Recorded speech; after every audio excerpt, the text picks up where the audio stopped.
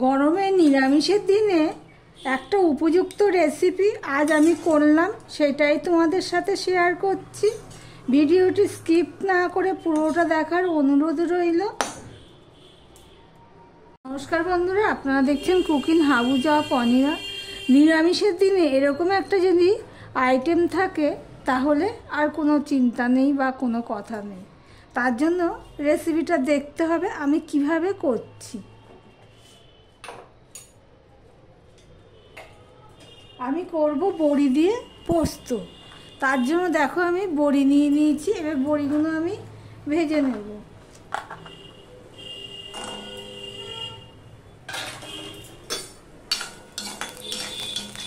লাল লাল করেই ভেজে নেব। এইভাবে যদি পোস্ত রান্না করো তাহলে বারে বারে করবে, এতটাই স্বাদ হয়। পোস্ত রান্না তো খুবই ইজি, অনেকে অনেকভাবেই করে। আমি আমার মতন করে করছি, সেটাই তোমাদের সাথে শেয়ার করছি।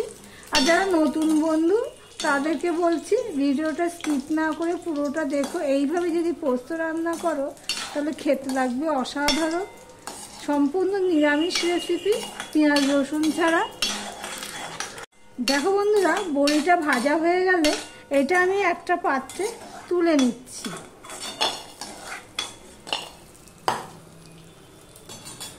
এবারে দেখো পোস্তর জন্য আমি আলু কেটে নিয়েছি এইভাবে।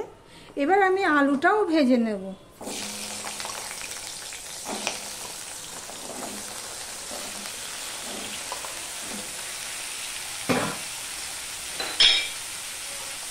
আমি সামান্য একটু নুন দিয়ে দিলাম আলুর অনুপাতে, কেননা নুন দিয়ে যদি ভাজা যায় না ভিতরেও ঢুকবে। এবার ভালো করে আমি ভেজে নেব।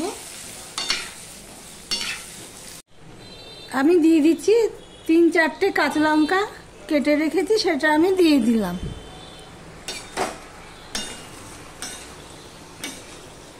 এখানে তো আর কোনো মশলা পড়ে না, অনেকে একটু গুঁড়ো লঙ্কাও খায়। আর দিয়ে দিলাম একটুখানি করে হলুদ। অনেকে পোস্ততে হলুদ খায় না, তবে হলুদটা আমি দিই, কম দিই, খুবই কম দিই, অন্যান্য তরকারির মতন দিই না। এবার নুন হলুদ কাঁচা লঙ্কাটা দিয়ে আমি আলুটাকে ভালো করে ভেজে নিচ্ছি, দেখতেই পাচ্ছ।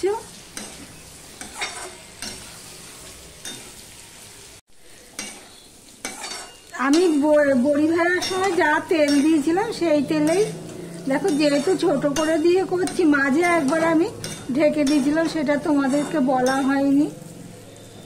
আলুটাকে এমনভাবে ভাজতে হবে যে ভাজার মধ্যেও যাতে সিদ্ধ হয়ে যায়। আলুটা সিদ্ধ হয়েছে নাকি দেখে নি, একটু শক্ত রয়েছে।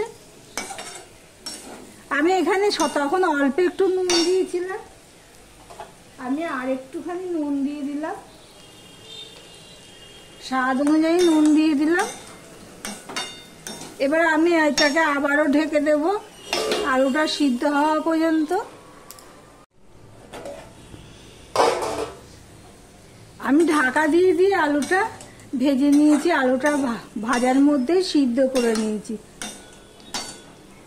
এবারে দেখো আমি এখানে পোস্ত একটা কাঁচা লঙ্কা দিয়ে পোস্তটা বেটে রেখেছি। পোস্তটা যার যার স্বাদ অনুযায়ী দেবে।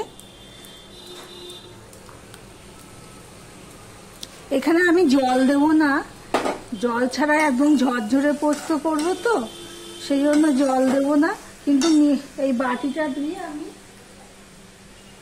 যেহেতু পোস্ত লেগে রয়েছে, সেই বাটিটা ধুয়ে আমি অল্প একটুখানি জল দিয়ে দিলাম।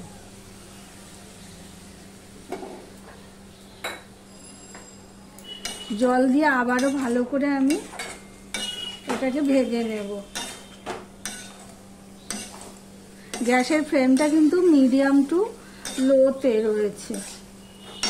এবার আমি বড়িগুলো দিয়ে দেবো, কেননা বড়িগুলো নরম হতে হবে তো, সেই জন্য বড়িটাও আমি দিয়ে দিলাম। এই পর্যন্ত যারা ভিডিওটি দেখছো লাইক দিতে ভুলে গেছো, চট করে একটা লাইক দিয়ে কন্টিনিউ করো। আর যারা নতুন বন্ধু ভিডিওটি দেখছো এখনো পর্যন্ত সাবস্ক্রাইব করোনি, তাদেরকে বলবো সাবস্ক্রাইব করে পাশে থাকার জন্য। আমি ঢাকা দিয়ে দিয়ে পোস্তটা রান্না করছি দেখতেই পাচ্ছ, গ্যাসের ফ্লেমটা একদম ছোট করে দিয়েছি, যেহেতু একটু ঝরঝরে পোস্ত করছি। এবার এর মধ্যে দিয়ে দিচ্ছি সামান্য একটু চিনি, যেহেতু বড়ি দিয়েছি। শুধু আলু থাকলে আবার চিনি দিতাম না, মিষ্টি দিতাম না। আবার সবজি পোস্ত হলে আমি একটুখানি মিষ্টি দিই। 2টো কাঁচা লঙ্কা দিয়ে দিলাম। এটা বাচ্চা থেকে বড়, সুস্থ অসুস্থ সবাই খেতে পারবে, দেখতেই পাচ্ছ। একটু গুঁড়ো লঙ্কা বা মশলা কিছুই দিইনি, মশলা তো পোস্ততে দেয় না, একটু গুঁড়ো লঙ্কা অনেকে দেয়। এবার দিয়ে দিচ্ছি একটুখানি করে তেল, 1 চামচের মতন আমি তেল দিয়ে দিলাম। দেখো দেখতে কত ভালো লাগছে। এর সাথে যদি একটু ডাল হয়, কলাইয়ের ডাল হয়, তাহলে পুরো জমে যাবে। এবার দিয়ে দিচ্ছি ধনেপাতা কুচি।